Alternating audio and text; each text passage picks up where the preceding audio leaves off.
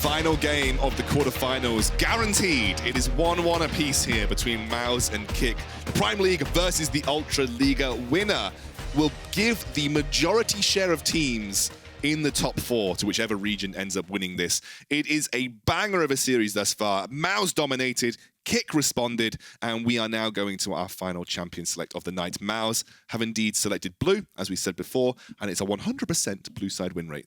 It is, yeah. And in the first game, that was the Shen priority, which then went into bot side for promisq, and in game number 2, it was the Graves priority. And I think both those picks were huge facilitators of their team's win. So being on blue side, getting that first pick seems to be quite important so far. I would say not just a coincidence that blue side has a 100% win rate. And I'm looking forward to seeing the draft, because we're not going to get a repeat of game 1 draft. Yeah, and also, you know, you look at towards red side, what does red side advantage give you a lot of the time? It's usually like counter pick advantage, but we don't really see that exploited much for k1ck, right? We didn't really see massive counter pick advantage. They had the GP pick at the end, but it was because there wasn't really much better that they could select in in that scenario. So I'm wondering whether red side's just the advantage of red side's a little bit nullified for k1ck. Maybe they don't feel comfortable like going for a counter pick mid or trying to go for a skill matchup by going for a counter pick, right? Yeah, I actually agree with that. Like, counter picking mid, I just don't think is going to happen this series. I don't think that, or at least, sorry, I don't think Matislaw is going to counter pick mid. I think that the way that Matislaw plays is much more about controlling mid, and they're champions that you don't need to counter pick on. Orianna, Galio, Zori, these kind of champions. And I just think when you're going up against leader especially, I don't think there are expectations for Matislaw to win that matchup 1v1 anyway. So Orianna ban, as we've seen every single game of this series, no surprise there. Going to try and limit the ways that Matislaw can contain leader. Going to give a little shout out to the coaches as well. You don't really get to hear much about the coaches, but D-Lord for k1ck, incredibly sort of well-respected coach. I think he's had a lot of good performances, especially at European Masters level. And Candy Floss, who is he from the? Yeah, it's the old UK jungler Candy Floss, and obviously he's been pretty good for MOUZ over his tenure there. So a little shout out to the coaches, because they don't often get much highlighting. But D-Lord and Candy Floss being the coach for MOUZ, and D-Lord being the coach for k1ck Neosurf. Nice to give them a little bit of a shout out. You can see the Graves ban. They have learned. We're not letting that go through. We don't want to see such a wide jungle gap, and maybe Nidalee's a little harder to execute on in general. I honestly think, though, like, what happened in that last game was more of like a team effort. I don't think it was like Shlatan into Obsess, like huge jungle diff. Whenever you get popped by a late invade, I think you've just kind of broken down somewhere in like vision or communication, and that's really what got the ball rolling there for Shlatan and for that Graves pick. But still, as a comfort, you get rid of that easy peasy lemon squeezy. And we're seeing that Akali ban as well. That's 100% banned. Continuing for leader. He's definitely not going to be able to play that in E-Masters. And it's a very similar ban strategy that we saw for the red side, and the Shen first pick comes through. Like you said, it felt instrumental in terms of executing that 1-3-1 style composition for MOUZ previously. But Ibo and Shlatan, Ibo says, no way that you are getting rid of my Renekton this time. I've got the opportunity to pick it. And I think one of the things about this is that it technically could flex, but I do know that it's very likely going to go to Ibo. Yeah, and I think this almost guarantees you're going to get a winning matchup in that top side. Renekton tends to beat the, like Camille, for example. Renekton absolutely smashes Camille. A lot of those matchups where you have those kind of fighter top lanes, Renekton comes out on top. Then he falls off as the game goes on, but for Shlatan on that Nidalee, he's going to be able to have a lane to play around, have an air of the map to play around as well. It's also just a tried and tested combo, right? Tower timing potential for days. Yeah, exactly. If it was like Elise Renekton, good night. Good night. Tolkin would not be able to play League of Legends. He'll be able to play a bit of League of Legends, but still not a huge amount. Responding here with the Hecarim on the side of MOUZ. Really, really strong jungler we're seeing in the meta right now. And actually, I think it's a very good answer into Nidalee with an asterisk, which I'll talk about a bit more now, because the draft a bit later, sorry, because the draft is rolling on instead. Yeah, we're going to get the Puki style Ezreal, was allowed him to be very defensive in the bot lane, try and play away from, we talked a little bit about it, but the strength of the MOUZ bot lane, like Jeskla promisq, even in that previous game, they had complete control of the bot side of the map. They gave such bot lane priority to Obsess to go for these early dragons, and so the Ezreal pick was just allowing Puki style to not die, essentially, and remain relevant and become a force in the mid game where Shlatan was able to do a bit more carrying. Yeah, I think honestly, like both bot lanes are good, but I think like they shine the most when they're not in the bot lane. Like it's kind of like the team plays that the bot lanes are able to make, and the pressure they're able to absorb, and the rotations and stuff like that. with that Shen being picked on the side of MOUZ, it could be a flex for Tolkin. I think Shen into Renekton is not a bad matchup, in all honesty. You can use the little circle thingy. Spirit's Refuge. There you go, to block an empowered W from Renekton as well. Like, it's actually not that bad, but if you lose the lane, though, from what I've seen. Like, you wouldn't win he just the like lane. cues you over and over again. But as far as it goes against Renekton, losing gracefully is fine. Yeah, for sure. For sure. But I would still expect it to be going down in that bot side. And then that does allow, yes, is going to be playing on that Senna, who's more of a facilitator. As you said as well, Puki on Ez, just chilling out, not having to do anything. And again, it's putting more pressure on the rest of the map. You're kind of ignoring the bot side. And again, having this Galio being picked, it's something that can kind of answer a Shen, right? Like if Shen does use that ult in the mid lane or even in top lane, and if you have, you've been roaming up as Mystiques, it could be a mid Galio. No, that's what I was about to say. I wouldn't be surprised to see that's fair. It could still be a mid Galio. But either way, it's a good answer to that style of thing with Shen walking around and helping his team. So Taric here for promisq, so that will be Shen top for Tolkin. And now we're going to see leaders pick up in the mid lane. It's going to be classic leader, we assume. If that's a Talon, oh my word, like he is really going all in. I just think he'll pick Ekko again, honestly. Yeah, Ekko's pretty safe, right? I wouldn't be surprised. Like, he tends to default to that pick. Yeah, it's pretty safe. It's pretty safe. I think you lock in the Ekko in this scenario. In this scenario, what, your leader and your leader and your other champions are gone. So yeah, it's a good pick anyway. It's a fair blind pick, and even if it is going against Galio, it works there too. But it's definitely nothing that's nothing crazy to write home about. I would be a little bit concerned as the game goes on about lane matchups, because I don't think if you ever get into a 1-3-1 that Ekko really ever wants to go into a Renekton. So you have to be a little bit cautious on that front. And let's see what they ran out the comp with. There is going to be a Rakan in the bot lane, so as you were saying, Galio in that mid, and a huge playmaking support in the arms of Mystiques. And it's very classic Mystiques as well. We know that he likes his playmaking supports, the Thresh, the Rakans, and also Ezreal Rakan. He's a 3 played. Sorry to interrupt. No. I disagree with you. Like, he just picks playmaking supports and engage specifically. Rakan is that. And Ezreal Rakan is like giga safe. Like, it's such a safe bot lane. Like, you're hard shilling for the entire bot lane. You are shilling, yes. All right, Foxy. Our final compositions are locked in. We have the mousesports and blue side K1ck from the Ultra Liga on red. Talk to me about what we're going to expect from these teams in game. I really like both drafts for starters, as far as like playing to the team's strength. So the bot side of the map, nothing much is going to happen there. It's really all going to come out of that, and then you're going to have like the roams around from like the Galio from mid and stuff like that. And that's like the bot side isn't where the action's going to happen, but I expect it to leave bot lane and then move towards the side lanes. I think you've got pretty strong 2v2s. Honestly, all over the map. I think Shen, Hecarim, Shen, Ekko, Nidalee, Renekton, Nidalee, Galio, I think they're all pretty strong 2v2s depending on the execution. And I think it's going to be quite an explosive game. And what I really want to touch on here is this jungle matchup, because I was saying I think Hecarim is a decent response into Nidalee with an asterisk, because I would, in the early game, Hecarim does get a little bit low clearing the jungle. He's a little bit vulnerable. His strengths doesn't lie in that early game, like fighting 1v1 especially. And Nidalee is a champion that loves to abuse early game weaknesses. And so Nidalee can 100% prey on Hecarim. But when Hecarim gets out of the lane phase, and once it gets out at level 6 point, really is quite a good matchup for Hecarim, because it becomes quite unkillable for Nidalee. Nidalee's not going to be able to do anything to him, and because Nidalee will stay squishy throughout the entire game, Hecarim can actually have crazy 1v1 potential on her there. Look at the group up from MOUZ on the bottom side of the map. They were expecting a late invade this time. They were like expecting a late red buff invade. Not going to happen this time round. Tolkin has to walk a long way back to lane here.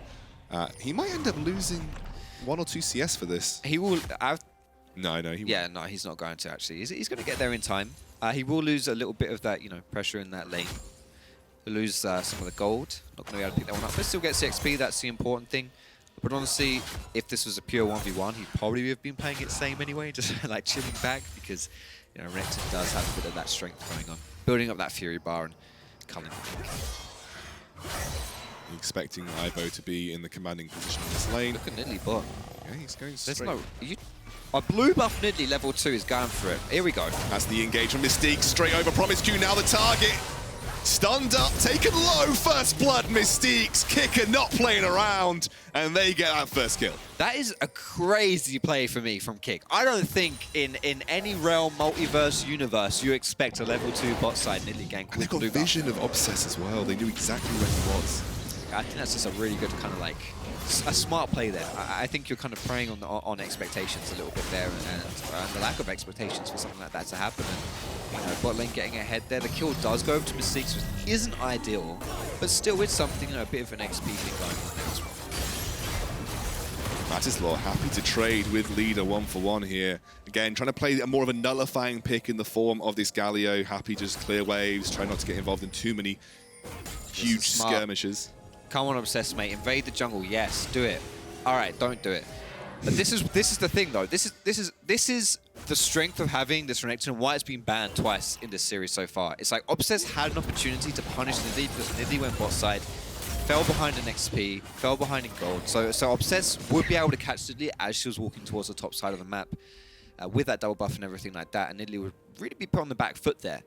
But unfortunately for MOUZ, you don't have lane pro on this top side because Renekton is such a strong early game pick.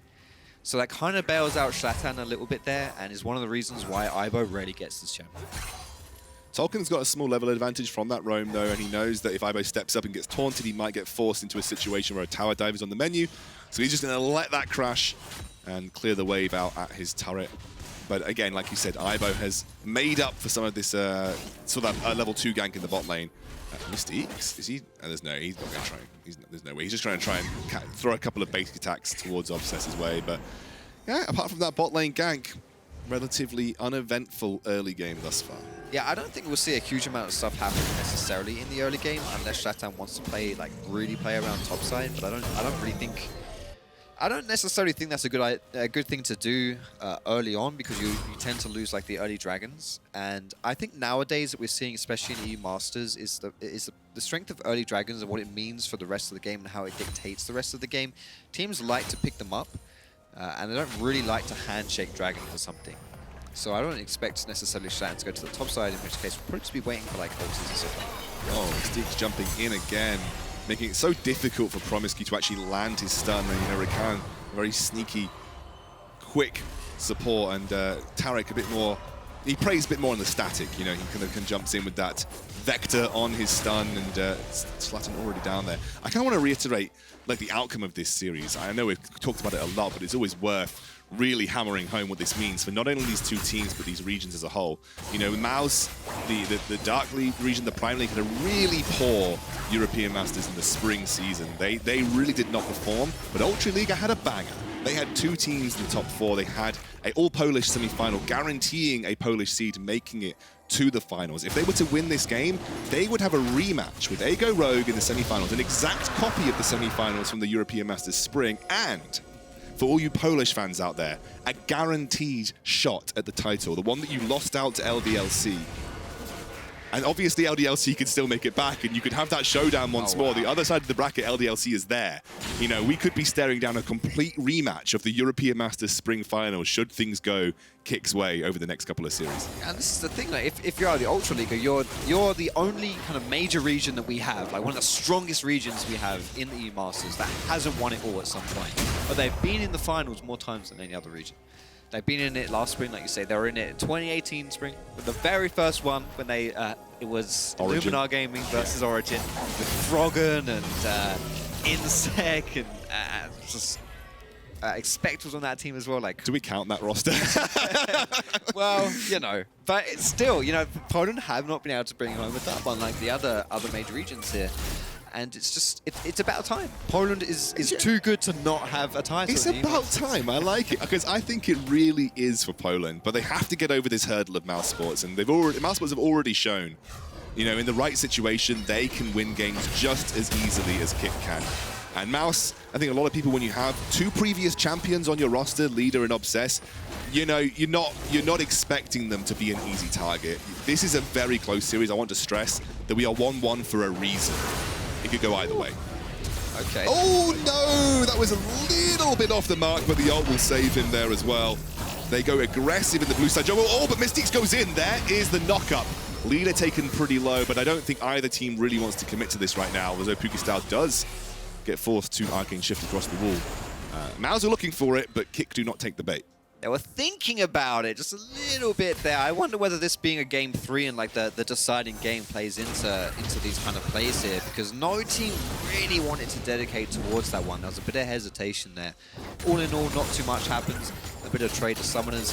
Matislaw did lose his flash and his ultimate, so I would say all in all, like for MOUZ, it makes this game a bit easier for the next few minutes, because if Tolkin does get a play, let's say Obsess goes for something like this, or they try and go for a dive, whatever it is, and Tolkin wants to ult in, they're not going to have the answer on the side of K1ck with the Galio ulti. So it might make a bit of a cross-map play a bit easier to execute, but aside from that, quite an even play on the cross. He's used a lot of abilities here, has Ivo, and he's going to jump straight back in. Tolkin doesn't have that Spirit's Refuge. He's going to be forced to flash. The spear comes in, but this is that dive buddy potential that we're seeing. Ultimate comes through to buy some time. Shlatan will pick up the kill. And it just feels like there's nothing you can do versus the Nidalee Renekton. When they force a tower dive, they go for it. But we're not done. Straight onto the bottom side of the map now. promisq forced to flash once more. One basic attack should finish him off. But he will escape. K1ck firing on all cylinders. Well, we had action all over the place right now.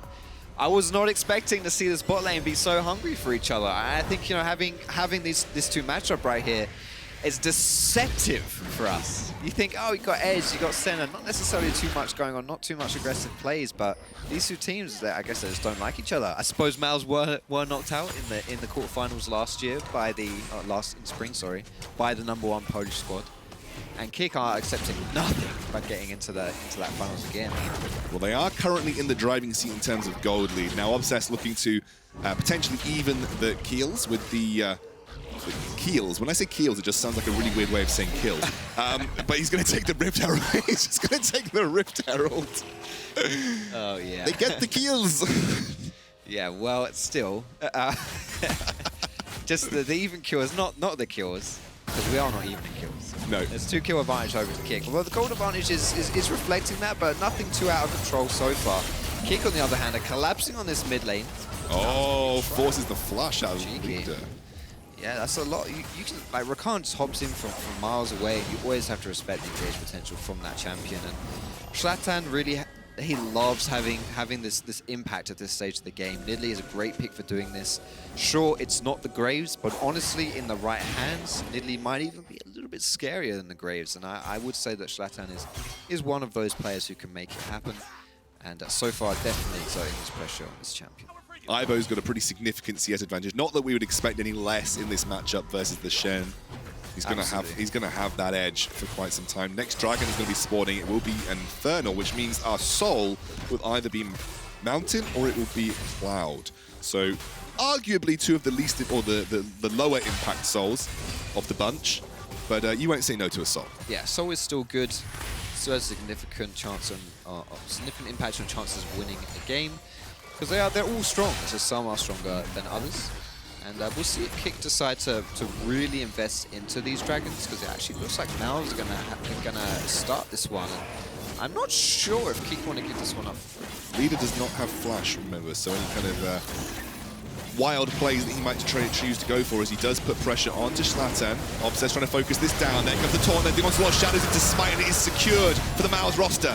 Here comes the rest of K1ck though. Ivo in the middle of the team just gets slaughtered by MOUZ. And a double kill for Obsess. Suddenly this went all so wrong for K1ck, and MOUZ are hungry for blood.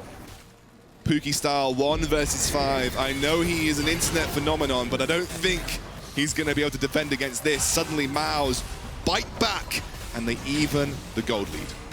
And that was a perfect execution there from MOUZ. I was thinking, I think K1ck thought as well they were going to be able to contest this one, maybe it'd be quite even. You've got that Galio ulti as well. I think maybe that would have been good to engage with the ulti. But you're seeing as well just the difference in jungle picks here. With the Hecarim, it's much better in these team fight scenarios, whereas Nidalee wants to do more kind of like 1v1 invading, that kind of thing. And so when you get into these skirmishes, you get into these team fights, Obsess had a massive impact. You also had promisq's ultimate, which is just really, really, just you lay that down, no one takes any damage to start the fight. And that's a very convincing win there from MOUZ. Completely swayed that goal total, and all all of the kills went over to Obsess, which might not sound like a good thing because he's the jungler, but any Triforce jungler that can get accelerated into getting that Triforce is going to be so happy. He's gonna have a very happy shopping spree right here. Yeah, he's gonna be close to Triforce at least picking up like the Phage. And he is, as you said, working towards that 2/3 of the way there now. One more item to pick up. You know, we did talk about it. You know, we gave a lot of a build-up, you know, a lot of build-up to K1ck and a lot of build-up to the Ultra League. But for the Prime League, this means just as much. You know, they had a really poor spring. If they were to secure 2 seeds in the top 4, like we would be looking to a return to form from 2019. Big with a team the only team from the Prime League that is, or Dark region, that has currently won. And you know, MOUZ and Obsess and Leader are already champions. They've already done this before. They've tread this path. Engage comes through from Mystiques. Good damage onto Jeskla. Shlatan will pick up the kill. promisq may be buying time for Obsess to make his way down. Obsess is a very, very scary pony. Onslaught of shadows onto Puki style. No way that he can escape this. They'll trade 1 for 1 over. He just took it to him. That's just that. You can't outplay a Hecarim. It's so difficult if a Hecarim gets ahead.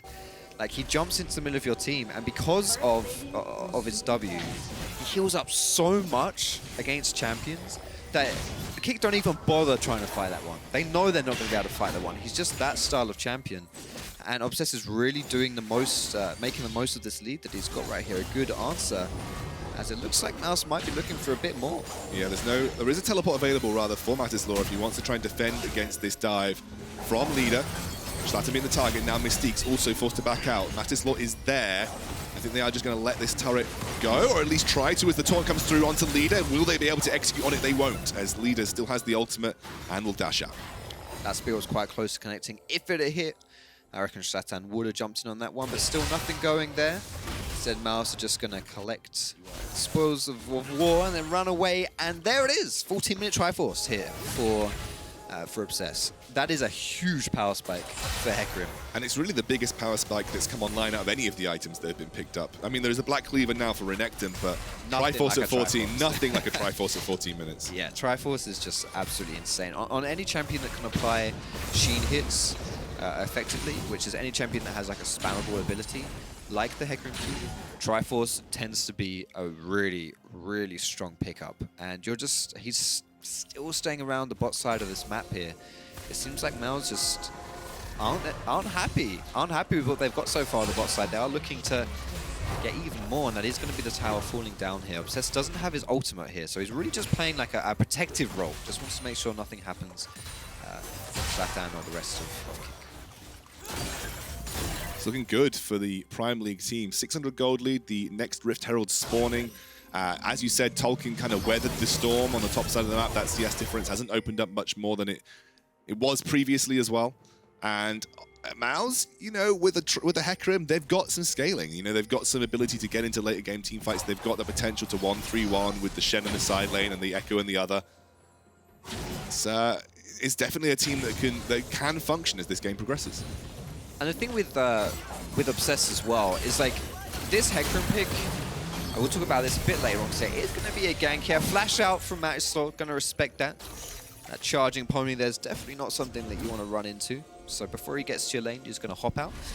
And to continue what I was saying, like, as this game goes on with Hecarim, he's in a really good spot in this team to really enable the strengths of MOUZ's draft. So, for example, Shen ulti. You stick that on Hecarim, Hecarim dives in, boom, you've delivered Shen into the backline and you've protected Hecarim. You can even partner with Hecarim as Taric and get that convergence thingamajig down. And that, bam, suddenly it's like Obsess can now play with the upside of Hecarim without the downside of him.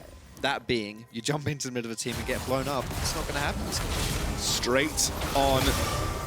Wow. You know what? Couldn't even finish my sentence. He's just dead. Now Obsess. Happy to charge in. Onslaught of Shadows straight onto Mystique to break up this team fight. Can Mystiques escape? I don't think he can. promisq should be able to finish that one off. And now Ibo, escaping Leader, trying to get under his tower, will walk straight into the... Oh, he just gets out of it. Can Ibo buy time here? The dive is coming through. He's got the sustain. He's getting Obsessed low. The shutdown, Ibo! You absolute beast! And now comes through Matislaw. Leader can't find the kill. Shlatan's here too. He's still going. Got to get a reset now as Leader's continuing to put the pressure down. Here comes Shlatan. Convergence comes down, looking for that invulnerability as the Shen will join the fight. This is going on as now Matislaw the target. The taunt comes through onto Shlatan. They're trying to find refuge through the redemption under the turret. And that wave being cleared out by Ibo. Leader gets taken low. Is the flash available? It is so low, but the heal comes through from Jeskla. The sustain is there. And we're not done yet, Foxy. We're not done. There's gonna be some more here. Leader finally going down at the end of the 100 Years War, and I think MOUZ are just gonna lick their wounds on this one and say, you know what? We've had enough. We've run out of energy. Is a god. I'm just gonna say it. Ibo is an absolute monster. He played that one really well, to be fair. Like, you have to give him credit on that.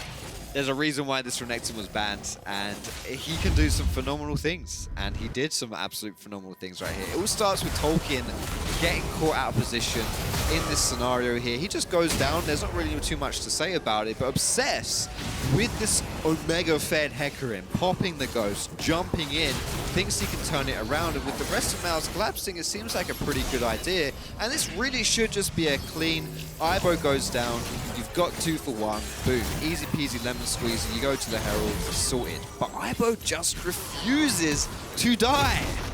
Absolutely flat out refuses to die with some good individual play. The triumph there as well, keeping him up, being able to turn this whole thing on his head. The Matislaw shield from the ultimate came in massively clutch as well. True. Beautiful play, and again, just playing around that turret so nicely. MOUZ maybe bit off more than they could chew in this scenario, as well as the shutdown on Obsess. A lot of gold going into the back pocket of Ibo. Yeah, and Ibo was already really hard for Tolkien to deal with. You can see there's a 50 CS deficit. It's been a deficit for the entire game. That's 2.3k gold difference now in these top laners. And the thing is what I was saying as well is, like, with Leader having picked Ekko, it's not like there's going to be a more favorable 1-3-1 scenario or a more favorable matchup for MOUZ into Renekton. You can't put an Ekko into Renekton. That's even worse than putting a Shen into the Renekton. And so I just think at this point, like, if he really gathers steam and gets going, that is extremely tough for MOUZ with this draft to really cope with. It's been one way, then the other in this game. I felt like K1ck were in control, then MOUZ came back off the back of that excellent Dragon team fight, and then K1ck, they find that opportunity in the top side of the map. They play around the strengths, the strong side of their team. Like, we've always talked about Shlatan, Ibo being an incredibly strong top jungle, but, you know, the entire top side of the map is the playmaking side. Like, Puki style and Mystiques, yeah, Mystiques has been big on this Rakan, don't get me wrong. But they've always been the just we do our job style of the lane. The flashy side of K1ck comes from the top side of the map. Yeah, and K1ck have definitely put that on huge display this game. And I think that the way that this game's going, it's pretty fitting for a game 3 between these two squads. You know, game 1 was all the MOUZ show. It was a perfect example of how MOUZ like to play League of Legends. Game 2 was the K1ck show, a pretty perfect example of how K1ck like to play League of Legends. And now in game 3, I was wondering, are we just going to get another relatively one-sided game? Or are we going to get a more back and forth, a more brawly style game? I was obviously hoping for the latter. And thank goodness these two teams delivered, because this so far is an absolute mess of a game in the most beautiful way possible. Right, talk to me. Just taking into account the item spikes that we're hitting, the next Dragon team fight coming up, who do you think has the edge here? What am I looking like? What am I going to look at in this next fight and think, okay, who is expected to win? Who's going to expect it to take the lead? It's not even a team edge, it's just an Ibo edge. An Ibo edge. Ibo I like it, I like it. Legit, I mean, Ibo, Renekton as a champion is still very good at this stage of the game. Like, sure, you've got some decent teamfight mechanics on the side of MOUZ, but especially because Ibo picked up that shutdown from Obsess, like, he's huge right now. They're going for the engage. Obsess says go straight onto Matislaw, who uses the stopwatch to buy time, but Mystiques is already down, flashes out. Ibo, is he the edge that they need? He gets stunned up. Galio supports him.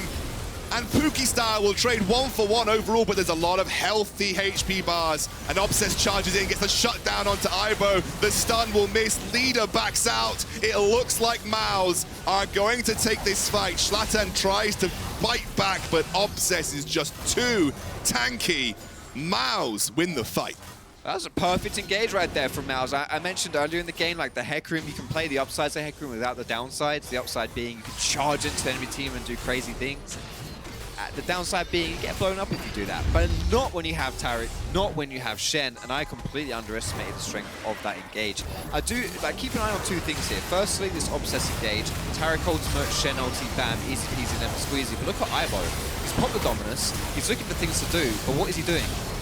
He can't do anything. Like, this is not a fight that has enabled the strength of Kick, or the strength of Kick, Renekton, you know? Like, it just isn't able to do anything in this fight. And I think if Kick could maybe, if this was more around the Dragon area, more of like a close area where Ivo is able to like turn in and really get things going, I think, you know, Kick would have a bit of an advantage in that fight. But real credits to MOUZ for being able to go for that engage, and specifically Obsess, who jumped in, picked someone out of position, and from that point, MOUZ were able to roll. He isolated Matislaw, whose impact in these fights is immeasurable with the well-timed ultimates, the taunts, and he made Matislaw going defensive, right? He made Matislaw go into a defensive play. Attempted knock at Mystiques. Have you bitten off more than you can chew here? Obsess certainly thinks so, as he dives in, immediately gets taken down, shut down for Puki style. Obsess thinking he's a little stronger than he is. And is this a Baron for Kick? Yeah, they kind of just buttered his butt and called him a biscuit on that play. A teeny weeny bit. I'm not really sure. I'm English and I don't even know what that phrase means. Well, you just saw it, mate. I literally said like 30 seconds ago, you play the upside. Oh, here we go. Another engage. Jeskla goes down. Shlatan picks up that kill. Leaders coming to join as the redemption comes through. This is still not a one fight for Kick. Puki style, that's what he does every game. You don't hear from him, and then in some mid-game team fight, he just starts killing people. That is classic Puki style. Deafening silence from the side of the ADC on Kick. Yeah, you've got to be respectful. You have to be respectful of the fact that, yeah, you're Hecarim, you jump in, you go crazy when you have the Taric ulti, when you have the Shen ulti. None of those things are up right now. So Obsess sees the opportunity to go in, sees like, oh, we just took a team fight. I jumped in, it was all great. Where's your Taric ult? Where's your Shen ult? It's not there. So what happens? Bam. You just snuffed out immediately. And at that point, your team's pretty much done.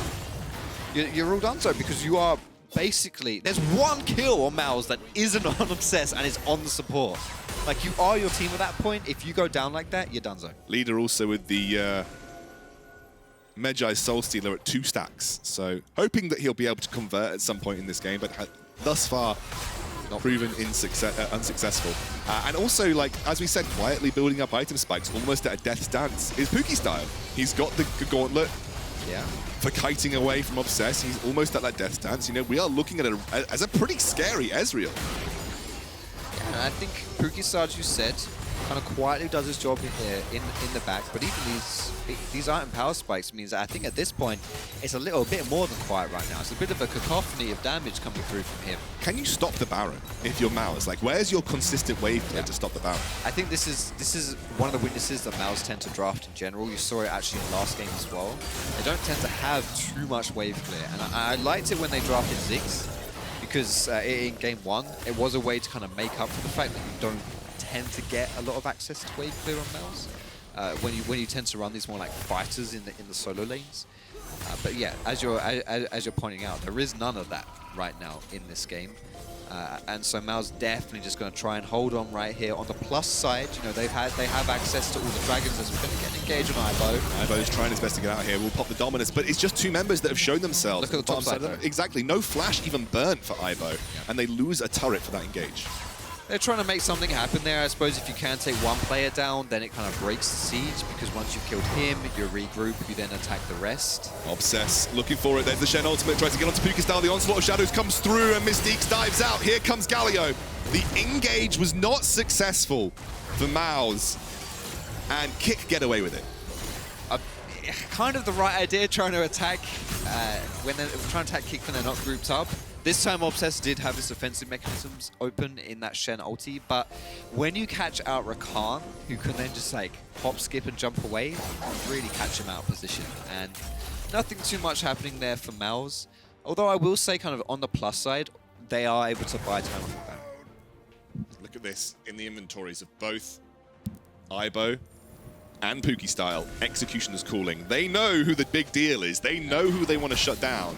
It's very efficient. You got Senna, you got Taric, Ekko ulti, Hecarim, as I was mentioning before, deceptive amount of healing.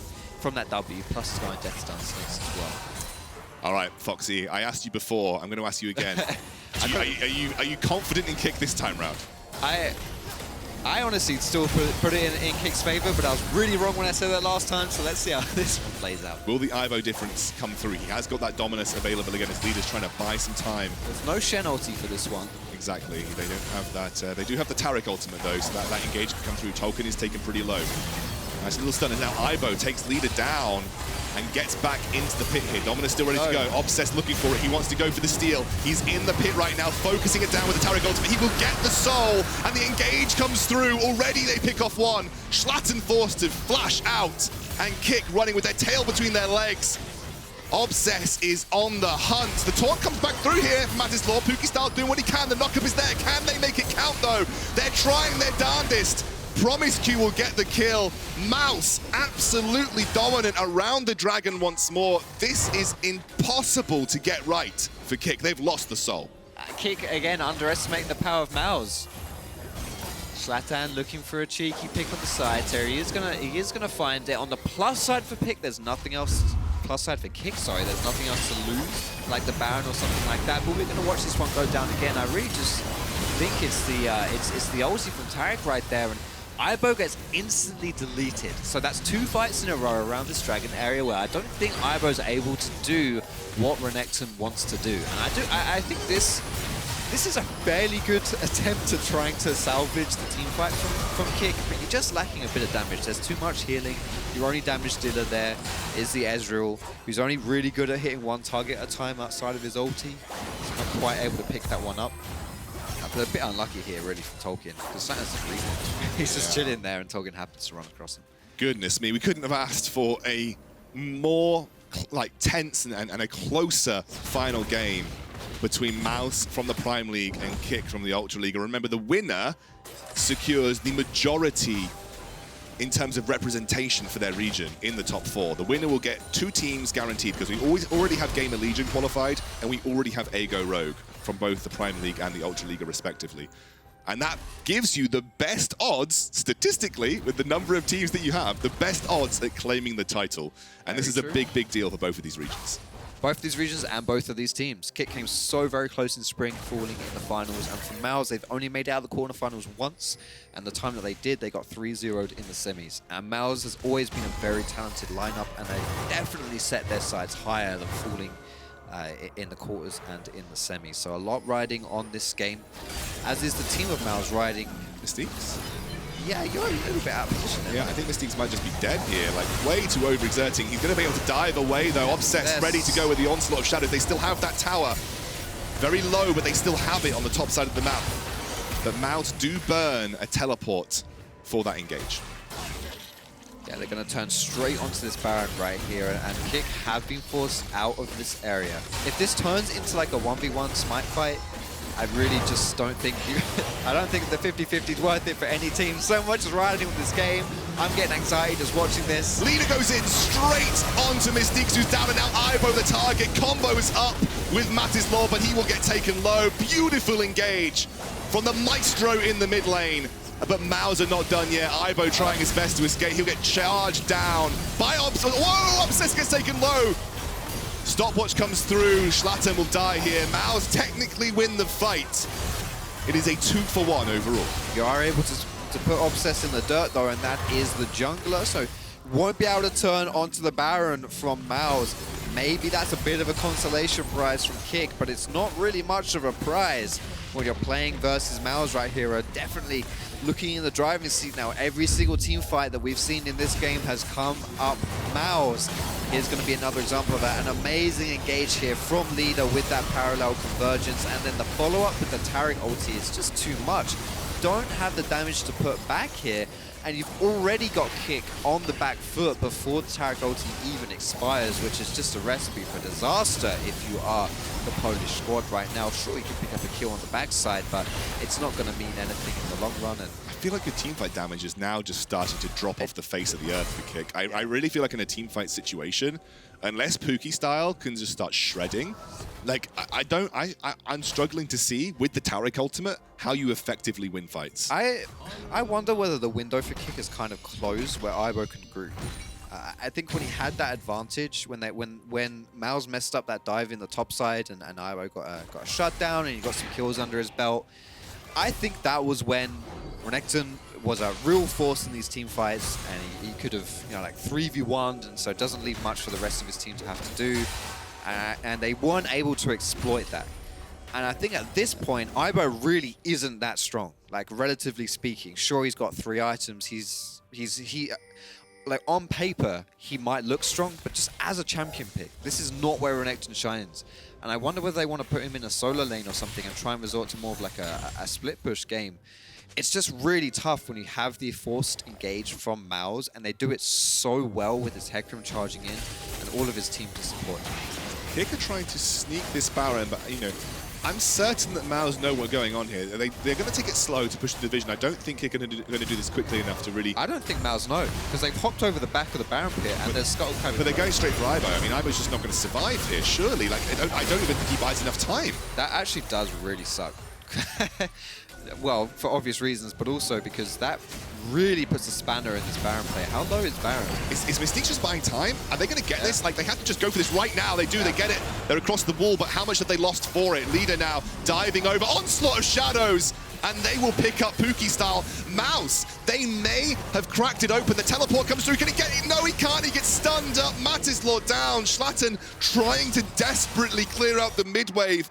He got the Baron, but he sacrificed his team. That was such a smart play by K1ck, sneaking that Baron away by jumping over the back of the Baron pit. Because MOUZ had the Scuttle Crab vision in front of it, they thought that they had the information around the Baron and would therefore know if K1ck was going for it. You've lost Elder. But there it is. Like you get caught out in the mid lane. It ruins your whole plan as K1ck. Fortunately, they're able to pick up the Baron, but at what cost? You've only got 1 Baron alive. You're going to lose Elder. This is a 4 Dragon MOUZ as well, which means the benefits from Elder are even stronger. And I don't know. I think this was a good play in general here. Like, because of that Scuttle Crab vision, like I say, MOUZ think that's safe. They think they have the info there. But as soon as you get caught out in this position by Ivo, I think you really kind of just mess this play up. Because you really should just get Baron and then get out. I think Obsess draws a lot of critique from this roster, but this game, he's been a monster. Like, this game, he really has stepped up to the plate. On a champion that really benefits you having a good game as well. They do get the Baron, but like you said, at what cost? You just lost Elder, and that's a huge team fight win condition for a team that is just quite clearly, from what we've seen in this game, able to force team fights at whim. And already able to absolutely dominate these team fights as well. Obsess is going to be an absolute 1v9 machine at this point. He's going for the Guardian Angel next as well, so even if he does die early, say if he gets blown up with the Shen ulti on him, Shen will still come through. So, do you remember a few minutes ago I said 2 stacks on Medjai's for leader? Yeah. It's now 22. Have faith, man. You've got to have faith in Medjai's. That's classic leader. This game kind of has turned a little bit on that. It's been so back and forth. You couldn't have asked for a better game in a Game 3 between these 2 teams. 2 of the best regions that we have here in E-Masters. 2 of the best teams, I would say, as well. This game could easily be a finals-worthy quality as far as like this matchup. The #1 Polish team versus the #1 Dug team. But we're going to get a bopping engage here from Obsess. Obsess goes straight in. The Taric ultimate there. Ivo taken low. That 1-2 combo between the Renekton and Galio. Desperately trying to save the fight. Zhonya's will come through, Matislaw will escape. The engage will be stopped, but MOUZ will get the inhibitor turret. They have that Elder to work with as well. They are a scary looking team in the team fight. Terrifying team in the team fight, and they've got so many tools to benefit them as well. With the Mountain Dragon, the Mountain Soul, and the Elder Dragon working for them as well. It's looking like MOUZ might just be a force that is too hard to stop at this point. And I think, we talk about Senna in the scaling sense. There's a discussion about Senna when it comes to scaling, but obviously souls give her really like infinite level scaling. But as a mechanics of an AD carry, she can be a bit clunky in those late game team fights, which often makes her not the best choice for late game team fight scenarios. But when you're the team that creates the space and no one can threaten Jeskla, she's perfect. Because that range and that AD, it's impossible to deal with. So these scenarios are kind of what allows a Senna to become very powerful in the late game. Usually when you're going into in true late game teamfights, because of that wind-up animation, because she's a little bit slow in terms of how she deals that damage, it's very different. But Jeskla has got the perfect scenario, and he is really ramping up in damage right now as well. And also, Jeskla contributes a lot outside of damage. You know, the speed boosts, the massive shields for that engage as well. Utility of the ultimate. Exactly. It's really coming up beautiful stuff here for MOUZ. And I have to say, for a game that looked quite scrappy, at times it looked like they were out of it. This has been a really good kind of turnaround game. And I also, for me, this makes MOUZ look even scarier because there were some criticisms of MOUZ that they were only good when they were stomping, and they were only good when they're playing through leader. I don't think leader's been the star of the show this game, and MOUZ definitely did not stop this game. Oh, absolutely not. This has been a complete slugfest. Yet they're still finding a way to win. Exactly, exactly. Expectations for MOUZ change the more that you see them play. It shows you a roster that has that maturity, and it's not just about, like, we skill check you, we win. This has been a very excellently thought out game for MOUZ, and they're going for an Obsess again, leading the charge of the Taric ultimate, looking for the final blow to the Polish roster as the ultimate comes through, and again, Matislaw looking to buy time. The damage just doesn't feel like it's there. The sustain is infinite for the MOUZ roster as they push down, taking down everybody one by one right now. Nobody's health bars dropping. It's heartbreak for Poland as MOUZ run through. MOUZ, they have sown the wind and they shall reap the whirlwind. Perfectly played here in this game 3 for these team fights. Redemption for MOUZ, the Prime League returning to form, and they will find themselves with 2 seeds in the semi-final. Congratulations, mousesports. Unbelievable performance and showed such maturity as well. It's not just win lane, win game for MOUZ. They have much more, many more strings to their fiddle, although to their bow. It was very, very well played. Yeah, and I think if MOUZ can win without having to do typical MOUZ things, for me, they're the favorites of the whole tournament. Oh, absolutely. If they have both dominance in lane and win game and games like that, it looks like they've got it all. And with that win, MOUZ secure the last semi-final spot. We'll be right back to break it down, and we'll have an interview with Tolkin. Stay tuned.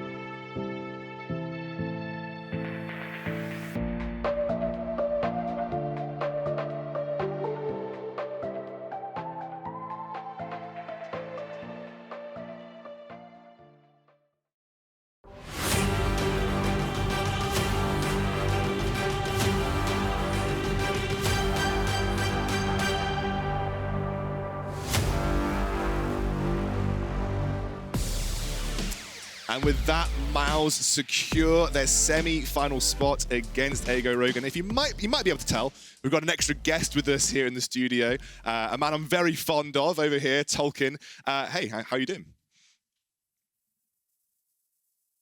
Quarterfinal.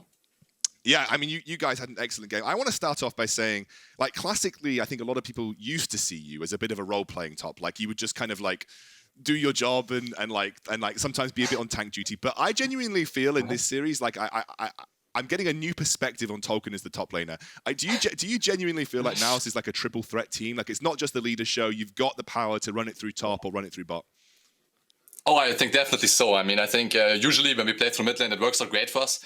But also we've had games where our bot lane just completely carries the game and can just run away with it, especially when like Jeppe is on Kai'Sa or something. And then especially in the German, in the Prime League, in the playoffs, like I was the main carry for those games. And now, ever since we played like Shen and Hecarim, basically Obsess is also taking carry role. So definitely we can carry with 4 threats, even if you might say so, like the jungle role as well. So I think it's quite strong in that regard. I want to ask you a bit about your semi-final matchup going up against Ekko. You might remember you've already played these guys once, and it didn't quite go your way. Does this matchup mean a little bit more to you now, having already been knocked out by them in spring? I'm definitely. I mean, Rogue is a really strong team. They knocked us out last time at the quarterfinals, and now we beat the first seed, right, of Poland. Yep. So we're quite happy with that, and now we face the second one. Rogue is definitely a strong team. I mean, Gamer Legion, they already knocked out both the Spanish teams, so it would be really nice if we knocked out both the Polish teams. And yeah, I mean, definitely they're a really, really strong team. They have a good top laner, really respects Shen as well, good player. And yeah, it's going to be fun to play against them as well, and hopefully get our revenge. Yeah, I kind of want to walk through some of those moments from the game as well. Like you had this 10-minute dragon fight, which is where you essentially cleaned up and kind of got back into the game. Was this a big game-turning moment for you guys? Did it give you a lot of confidence to sort of start executing on team fights? Definitely confidence was a major part of it, right? Because I think before this we just lost the fight where we wasted the ultimates and our Hecarim got shut down. So definitely like getting those fights off, we just run at them. Like you can see how much Obsess is doing right here, right? Yeah, he can just basically win. He has Mario ult, he has Taric ult, he can do whatever he wants, and he's doing a damn good job. And now it's just we can chase them down, right? Like Ekko can just chase everybody who flashes in. Same for Hecarim. And you spoke about confidence. I was a bit worried when ck just did Nash, which happens later, right? Yeah. But both my support, promisq and Obsess, I mean, they're both really experienced players, right? And they were just like, doesn't really matter as long as we have ults. We can just basically run at them, chase them, and take it out. And you really nice smite for Obsess as well. Yeah, watching these highlights back, I honestly thought, casting the game and watching when Ibo got that shutdown on the Renekton, I was thinking, if you have this fight, that you're going to have this massive crocodile, it's going to be really hard for you guys to fight, but you never really, you didn't lose a single fight in this entire game. Is it something that you just really believed in the combo of Hecarim plus all those ultis, or what was your thoughts going into these engages? I mean, I think you see that question being answered right now on your screen, right? Like we just kept diving people. So like we definitely believed in the comp, right? We could just do whatever we wanted. We had Mountain Sword as well. I didn't use my locket once this game, I think, because it was just not necessary. Nobody got like chunked out. But definitely, like to answer your first part of the question, right? Like when Renekton got that shutdown, 700 gold, double buff, and he could also TP to the Nash pit behind us. I was a bit scared that he might, like flash on us and do like some play. But he TP'd with like half HP, and it was not too difficult to deal with in that instance. And then later on, like we had so many spells to deal with both Renekton and Galio diving in our backline, and as long as Senna doesn't die, like they can't kill anybody, right? So yeah, and I felt like I'd love your opinion just to close out that game in particular. I really felt like there was a timer where at some point you just won, because like when it came to pure teamfight capabilities, like I genuinely didn't see how k1ck win a teamfight versus you. If it gets to that point in the game that you were at, like it just felt that you could put every foot wrong, and just through the pure sustain and capabilities of a team fight, you were just never going to lose. Like it really didn't feel like you were ever going to lose. Did it feel like that playing towards the end as well? Yeah, definitely. After we won the fight after Nash, I think, like when they took Nash and we just chased them down and then walked into Elder Drake, basically from then on onwards, like promisq just said, honestly, like when we have volts, we can just straight up dive them. And then we dove them twice, and we didn't really wait for them to defend the turrets. We went too deep too soon, but it didn't really matter. Like we were just chilling, and our ults were too strong. But I also want to say like a big compliment to the Polish community and also k1ck in general. Like especially in the second game, they definitely know how to play around the win condition, and they do well with it. And if you like I basically didn't play too well that game, didn't play weak side too well, And they were really good, especially with the globals TF and Galio. Those champions were annoying to deal with. Yeah, and look, they made it a real series. They made it a very, very close series. I made a good team, right? Yeah, exactly. They're a great team, and you're now going to face up against Ekko Rogue in that semi-final. Tolkin, it's always a pleasure to talk to you, mate. Best of luck for the remainder of the tournament, and the Prime League looking very strong in this European Masters. A bit of a redemption from spring, it feels like, as well for you guys. That's all. And so I'm very much looking forward to you, and I'll have to say goodbye because speaking of the semi-finals, they are coming up this weekend, Saturday at 6 p.m. CEST. First game will be Gamer Legion versus LDLC. It's going to be a banger, LFL versus Prime League. And the second will be Tolkin and his boys taking on Ekko Rogue in that second one. We've got 2 Prime League seeds in the top 4. I am excited. Foxy's excited. I'm hella Tolkien excited. looks hella excited. We will see you on Saturday. See you soon. Thanks for the interview, guys.